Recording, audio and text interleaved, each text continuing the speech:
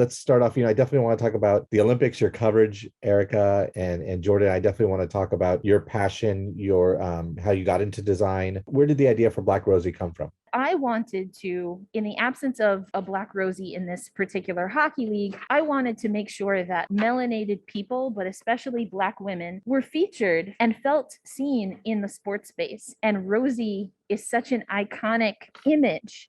Black women served as what we know as Rosies in World War II and have always been pioneers. Then flash forward to this season under a new league name, under new Riveters management, and with a new general manager. All of these things started coming together. It's like I have a lot of reimaginations and redesigns of other characters or logos, but to see myself in one is surreal. And now it's real. And other people get to see it and they see themselves, which is amazing. It starts with a lot of reading. So I did a lot of research on original Rosies, reimaginations, and then I tried to combine it with the comic style that I like. Where do we go from here? What's it going to take 10 years from now to get this sport to look like the rest of the world? I think it definitely starts with accessibility. It's not accessible in the sense where anyone can play. And if you are in a community where it's a big sport, even then you have to have a certain connection or money to be able to continue to play as you get older. If we're talking about changing the sport, yes, the visibility and accessibility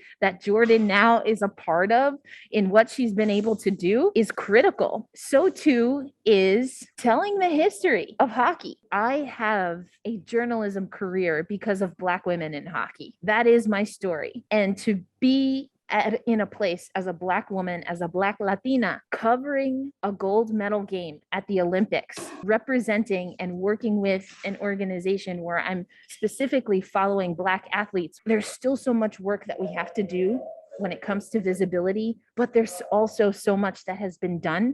And I got to literally be there at a turning point in history. I feel that the work that Jordan has done with this jersey and that she's done in hockey spaces, it's for those of us who maybe didn't even know that we had space in our heart to love hockey. Where did you get your start and passion for not just hockey, but design as well? Like what's your backstory on that? Around 12 or 13, I watched the Mighty Ducks movies and I just thought hockey was the coolest thing ever. So every other day I was just looking up Black people in hockey, Black players in hockey, because it didn't seem right that there were Black people in the movie that played, but there were no Black people I saw until I saw Joel Ward and Devontae Smith-Pelly for the Washington Capitals. And then I started drawing hockey stuff. In 2020, when the Black Lives Matter protests were happening, I don't even remember why I did it, but the very next day I did this drawing of GT Brown, and then he saw it, and then he followed me, and then he asked all these questions, and other people were asking questions because of that, knowing the impact that sometimes I don't really feel like I have, but that other people tell me that I have on them for drawing or just for helping them feel like they have a space in hockey is